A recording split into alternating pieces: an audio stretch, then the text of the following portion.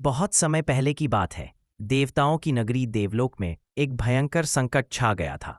दुर्गामी नाम का एक राक्षस तपस्या करके अपार शक्तियां प्राप्त कर चुका था। उसकी इच्छा थी कि पूरा संसार उसी के अधीन हो जाए। उसने अपनी शक्ति का उपयोग करके तीनों लोकों, धरती, स्वर्ग और पाताल पर अत्याचार शुरू कर दिए। दुर्गामी को वरदान मिला था कि कोई देवता, कोई राक्षस और कोई मानव उसकी मृत्यु का कारण नहीं बन सकेगा। इस वरदान के कारण उसने खुद को अमर समझ लिया था। इंद्र, ब्रह्मा, विष्णु और अन्य देवता एकत्र हुए और शक्ति की स्वरूपा आदिशक्ति को पुकारने लगे।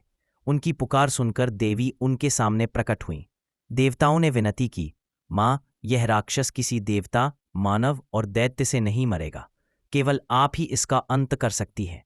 आदिशक्ति मुस्कुराई और कहा, जब जब अधर्म बढ़ता है तब तब मैं विभिन्न रूपों में प्रकट होती हूँ। यह कहकर उनके शरीर से अग्नि की भयंकर ज्वालाएं उठीं और उनसे प्रकट हुई मां काली। उनका रूप अत्यंत उग्र था। आंखें अग्नि के समान लाल, हाथों में अस्त्र शस्त्र, गले में खोपड़ियों की माला और जीव भयावह रूप से बाहर निकली हुई। धरती भी उनके प्रकट होते ही कांप उठी। दुर्गामी राक्षस अपने विशाल सेना के साथ मैदान में आया। वह काली माता का उग्र रूप देखकर घबरा गया। फिर भी अहंकार में बोला, देवी, कोई मुझे नहीं मार सकता। मां काली ने कहा, तेरी मृत्यु आज तेरे सामने खड़ी है। युद्ध शुरू हुआ।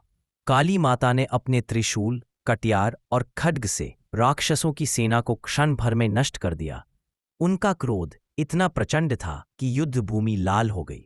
दुर्गामी ने कई मायावी रूप धारण किए, कभी विशाल पर्वत जैसा, कभी समुद्र जितना बड़ा, कभी हजारों रूपों में बंटकर देवी को भ्रमित करने लगा। लेकिन देवी काली मायावी शक्ति से परे थी।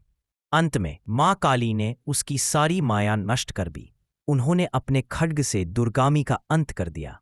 राक्षस का शरीर जमीन पर गिरते ही पूरा ब्रह्मांड प्रकाश से भर उठा। देवताओं ने वंदन किया, जय हो मां काली, आपने त्रिलोक की रक्षा की। मां काली धीरे धीरे शांत रूप में लौट आईं और संसार में फिर से शांति फैल गई। यह कहानी हमें सिखाती है कि अन्याय, अत्याचार और अहंकार कितना भी बड़ा क्यों ना हो, अंत में सत्य और धर्म की ही जीत होती है। जब हमारे जीवन में कठिन समय आता है तो शक्ति और साहस का रूप स्वयं हमारे अंदर जागृत हो जाता है।